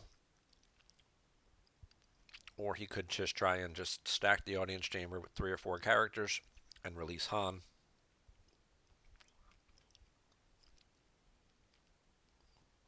He will do the don't do that again to get his immediate effect, to get a gift. And that is certainly going to be troublesome for Stefan. He's going to have to find an answer for that pretty quick. Otherwise, this game's going to start to get out of control.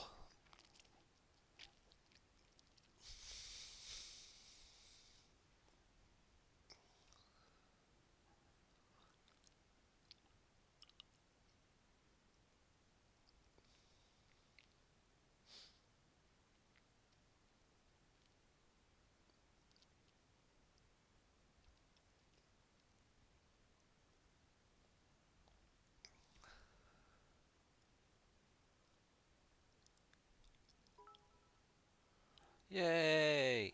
Thank you for the bits, Queso. Always appreciated. Hopefully you didn't have to watch too many ads in order to get them. Or at least not the same ad 5 times, which I know is always annoying when you watch ads. Just 2 ads. That's pretty good. Usually, you get anywhere from 5 to 50 bits, depending on, whatever they're feeling like dishing out when you watch the ads.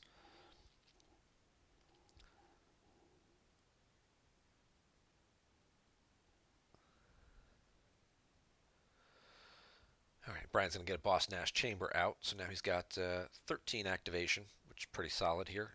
Whether or not he's running a Jedi Council Chamber as well.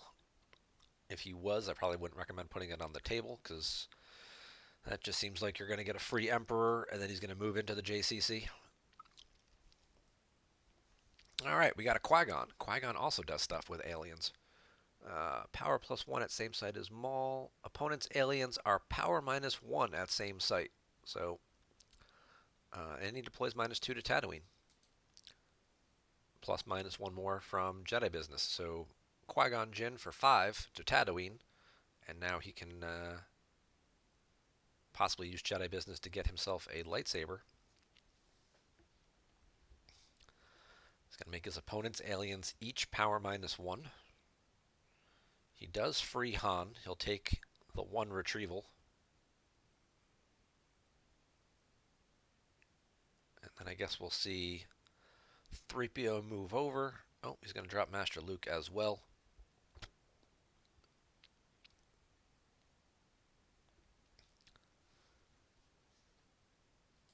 Which, yeah. The only reason to do it the way he did is if there's something in the bottom of his force pile that he really wants in his hand. Otherwise, he just spent an extra lot of force he didn't need to, because the front side of the objective is Master Luke deploys for free. So Luke would have come down Do you mind if I do that the other way? Yeah, no, Bryan didn't do that on purpose. He just completely bollocks that one up. So Fox will let him go back and do that the correct way and not spend 5 force unnecessarily.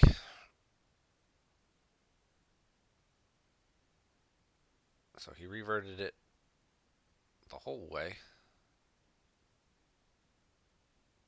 Probably a little too far here. So he's going to drop Qui-Gon.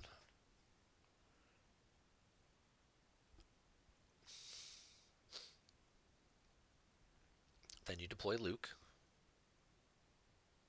Do you mind if I play the shield then? And Bryan's got to. You kind of have to say yes at that point, don't you? If your opponent let you. I was going to pull secret plans to force him to pay for the retrieval. Okay. So he'll pull the Master Luke, deploy him for free. He'll get a used pile search off of I must be allowed to speak.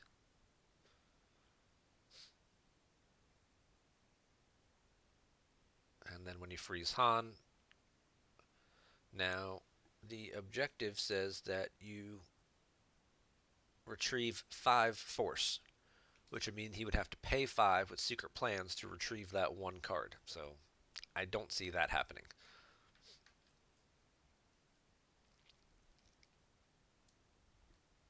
And we'll see if Bryan knows that. Or if Bryan says, sure, I'll retrieve, and then has to pay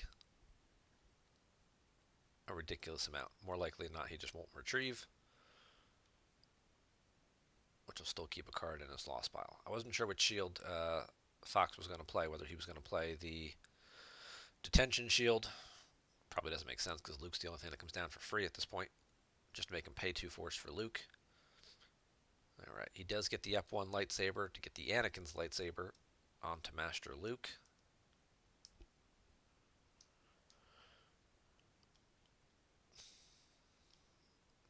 The counter to that is Ponda Baba V, but I don't think we're going to see him. And then Secret Plans is going to cancel the retrieval. Yep. So I don't think we're going to see Ponda Baba V in this matchup, but hey, you never know.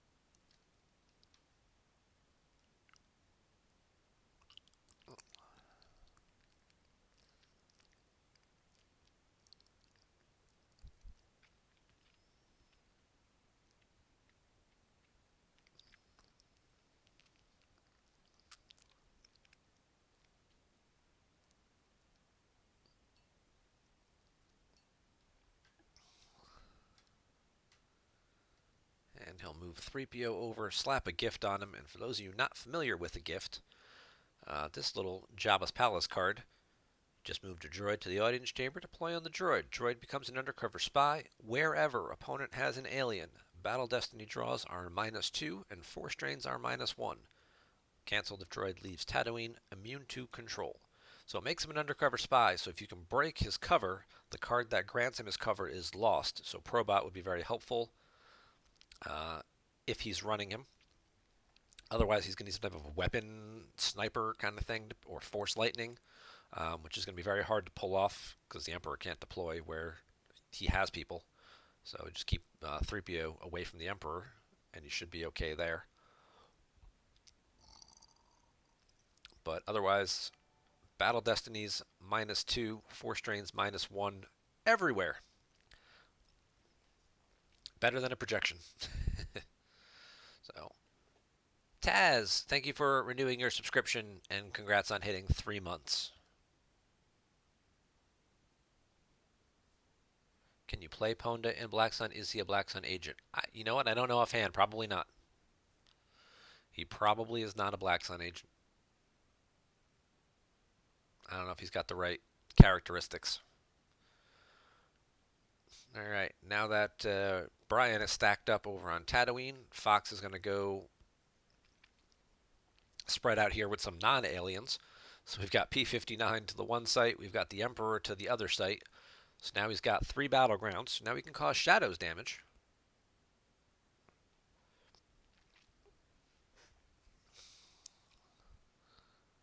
Bryan's going to play an escape pod to go get a Hoojix, I would guess.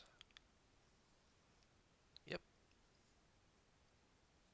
3 months is a foil something, right? Yes, 3 months is the first foil. It's the Grand Inquisitor, I think is the 3 month foil.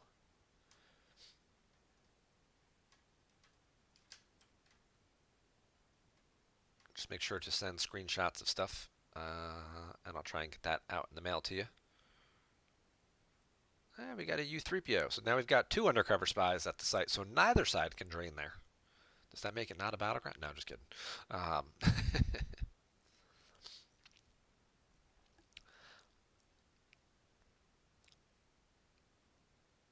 but there is a weapon there, so U3PO may not last very long. Between 3PO cycling cards and getting use pile searches, sorry about the mess, seems fairly reasonable. The question would be is whether or not the Emperor consents to sorry about the mess.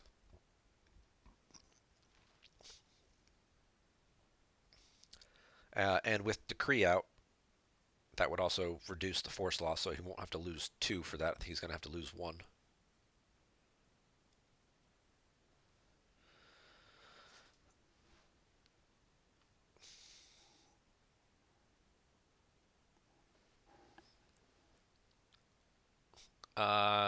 Yeah, Chopper was the first. Chopper was a limited time offer one that we were giving out to encourage people to begin their subscriptions. Um, and then the 3, 6, and 12 months are the regular foils. Yes.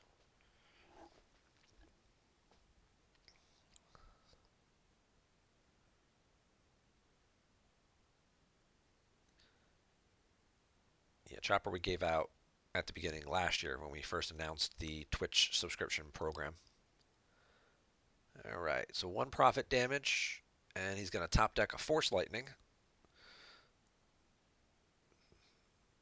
And we're going to get a sorry about the mess played against you, 3PO. Does he have the O switch off? Doubtful. Crush does come out as well. Okay. Oh, Crush has been out for a turn or 2. Tough call for Fox. Does he want to sense it? He'd lose the sense and 1 card, but he'd protect against a drain of 2, so that seems like it's a worthwhile thing. If only because after 1 turn, it pays for itself, and then progressively throughout the game, it will get reduced, and it'll pay itself off. So he top decks a hidden weapons, and he loses the sense. The sorry about the mess is unique, so he does have Solo, who could pull it out of the lost pile again next turn, which I'm sure was the concern there. But if you make Solo waste his once per game on that, that could set you up for other things down the road. Or at the very least, the 2 cards you just lost now are the 2 cards you would have lost to the drain. So you're still kind of, it's a zero-sum situation.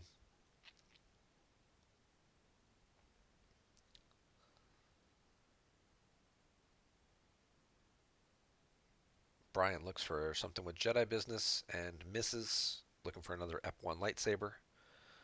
Whether that's Qui-Gon's or I think you can get the Jedi lightsaber, the non-unique one.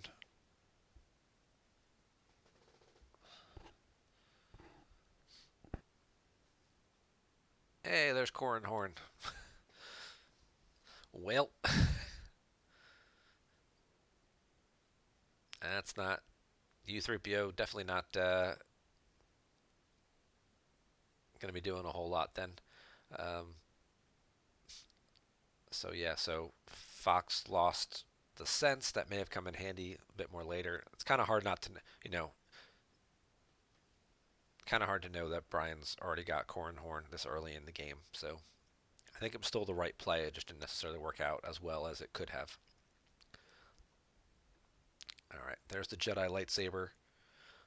So he drops Rey, pulls it from the used pile. I'm guessing that's the card he took. See if Rey draws the bottom card as well before we get to move phase actions. Yep. And she does.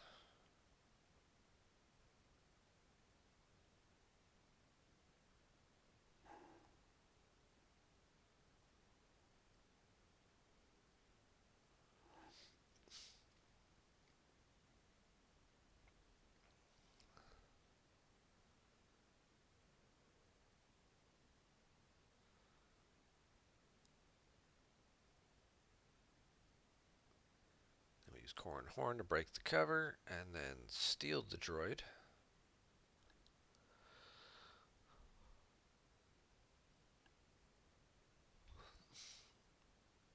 And then Qui-Gon will move over, so he'll split up the lightsabers. Ordinarily, you would say move Luke, that way you increase the damage from your objective, but with the Kree out, he's only doing one anyway, so no need to worry about that. It's unlikely he's going to get to 5 sites, because he's reducing the damage by 3. So this will just be one of those death by 1,000 paper cut games. Neither side pulled battle plan, so they're both draining for free here. So you got drain a 1, drain a 1. If Bryan has like a Hear Me Baby or something, he's obviously wants to save that for hidden weapons. You could think about him playing battle plan, but the other thing too is he doesn't have any ships, and we see Ellis hit the table here, so battle plan would just end up hurting himself. And since his opponent is kind of shield busted, he'll take the free drains, knowing that his opponent is going to be able to get around it himself anyway.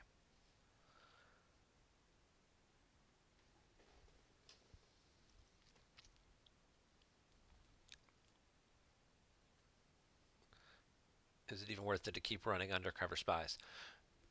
Yeah, it's still worth it because you force them to have the counter now and then to spend it. Like, instead of using Sorry About the Mess during a battle to remove a guy and make him immediately lost, you make him waste the Sorry About the Mess on the Undercover Spy.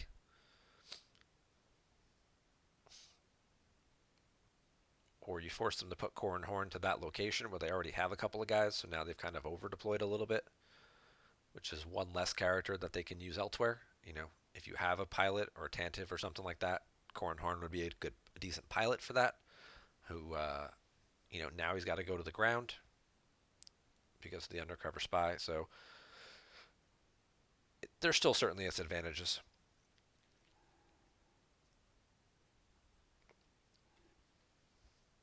Coruscant becomes a battleground if you occupy with a Black Sun agent or an ISB agent. It gains an icon for both sides. So Banis Keeg is there, and he's a Black Sun agent.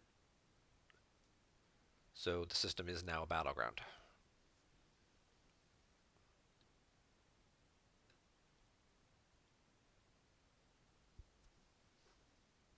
So, and then Fox will pull battle order. So I guess he used Cold Feet early on to get one of his shields.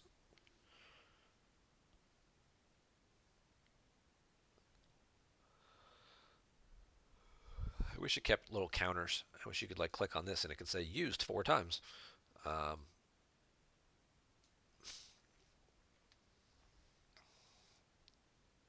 think that would be a handy little additional feature. That would be cool.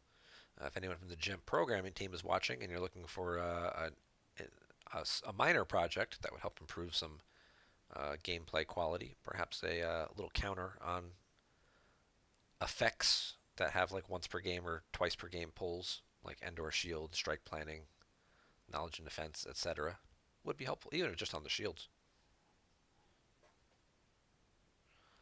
All right. So Fox got himself set up. He can draw some cards. Did he use shadows? He drained for 1. That was a perimeter scan. And then he deployed. Oh, he did use shadows, which is how he got the run Luke run. Okay.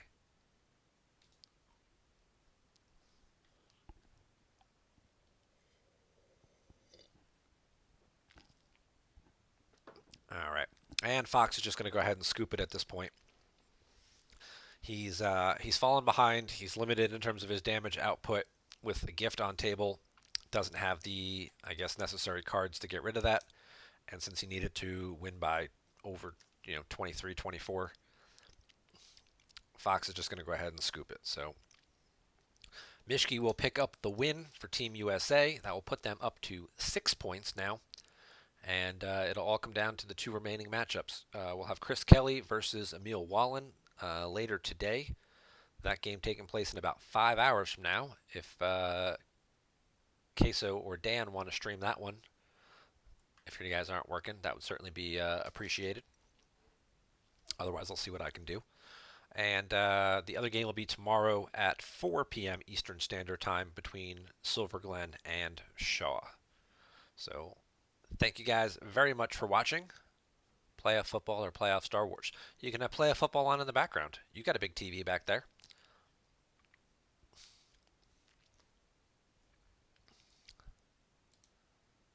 So we'll talk about it. Thank you guys very much for tuning in this morning and watching these games with us. Hope you've enjoyed the Outrider Cup coverage, what we can provide. And we'll see you back here in about 5 hours for what could be the deciding matchup. Team USA just needing one more victory to take home the title. So you guys have a great afternoon, and we'll see you back in about 5 hours. Take care.